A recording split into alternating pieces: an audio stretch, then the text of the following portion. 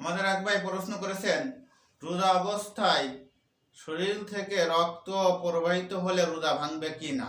উত্তর হলো না। রোজা অবস্থায় শরীরের থেকে রক্ত যে কোনো অবস্থায় বের হলে রোজা ভাঙবে না। এই বিষয়ে বাদায়ুস সানায়ের কিতাবে আছে ওয়ালা তাকরাহুল হিজামাতু লিস-সাইমি। এখানে বলা হয়েছে রোজাদারের জন্য সিঙ্গা লাগানো মাকরুহ না। যেখানে মাকরুই হবে না সেখানে রোজা ভাঙবে কিভাবে? আর হিজামা লাগালেই তো রক্ত বের হয়। বাদায়ুস সানায়ে 1 নম্বর খণ্ড 330 নম্বর পৃষ্ঠা। এই বিষয়ে কথা হিন্দিয়ার মধ্যে আছে 1 নম্বর খণ্ড 199 পৃষ্ঠা।